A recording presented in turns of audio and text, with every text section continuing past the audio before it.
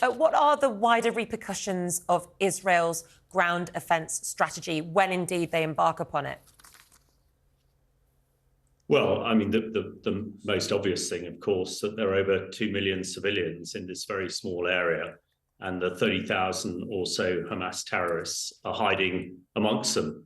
I think it's reassuring that the Israelis seem to be taking a lot of time in preparing their ground invasion.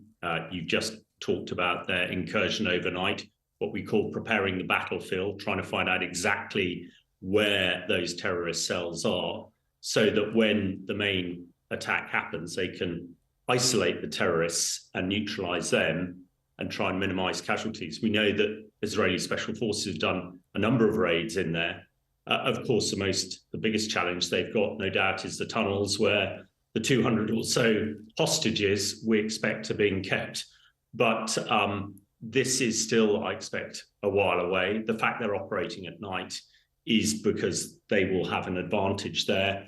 And hopefully at night also civilians will not be out in the open. So yeah, it's going to be a really challenging and difficult time. Let's hope there's a humanitarian pause to try and get some much needed supplies to those civilians. And let's hope negotiations continue to release those hostages. Hamish, good to have you on. Thank you. And I'm delighted that you touched upon that, because I was asking during the news, you know, is this the beginning of the invasion? They were telling me that, you know, it's strategic targets, it's at night, it's not a full-scale invasion, it's in and out, it's trying to work out how to do it in the most painless way. Before we talk about the humanitarian issues that we've, I think, quite rightly talked about all morning,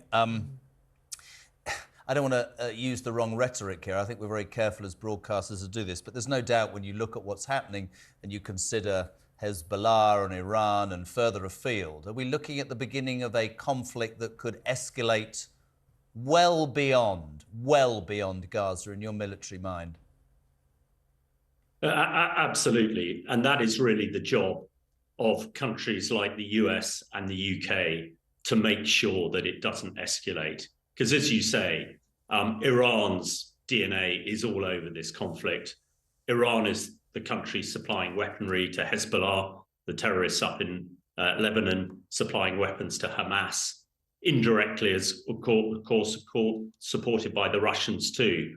And of course, the Russians would like to see wider conflict in the Middle East to take the world's eyes off to the atrocities they're committing in Ukraine at the moment. So it's absolutely key. I mean, really unhelpful comments by Antonio Guterres yesterday, the head of the UN, again, putting the blame on Israel for the Hamas atrocities. So it is absolutely in everybody's interest to try and contain this and try and get this over as quickly as possible. Nobody wants anybody killed. Nobody wants this to extend.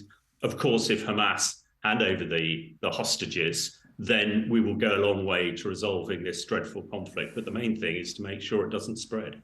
Hamish, does the UK have an arms agreement with Israel, the Israeli government? And would it therefore be in some way hypocritical to, on one hand, be profiting from the sales of certain devices to the IDF, whilst also potentially calling for a ceasefire?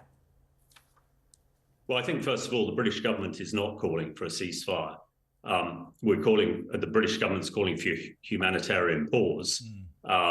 As far as whether Britain is selling weapons to the IDF, I really don't know. I do know in my time when I was serving in the British military that the British military did buy some particularly UA drones from the Israelis, but I don't know if there's stuff going the other way.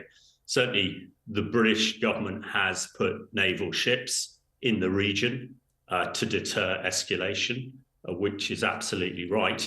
The key thing, I think, is to make sure that civilians are protected in Gaza and the Hamas terrorists are neutralised. And can I just ask you, Hamish, because, again, I'd love to have more time. Great to have you on.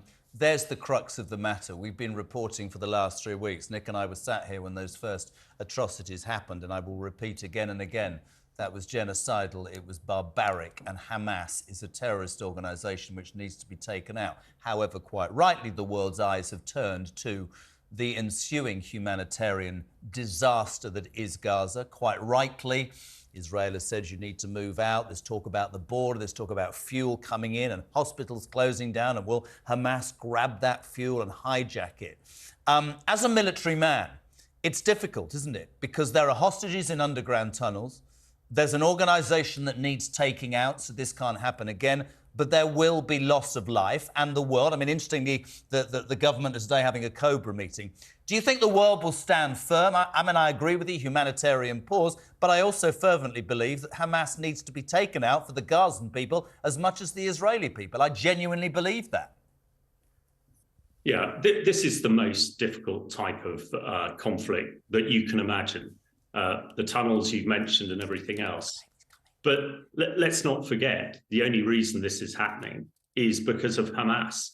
It very much looks whose optics you look through this. You know, if your family, if your baby was beheaded on the 7th of October, absolutely, you probably have a very different view from somebody sat in the UN in New York, who's trying to make sure hospitals run. So this is absolutely desperate. Nobody ever wants to fight. I spent 31 years of my life doing it and hated every minute. But unfortunately, there are people like Hamas around, and they must be neutralized. You just can't allow terrorists and people like that to go around murdering babies. I mean, we all have a metric, and that is just not acceptable.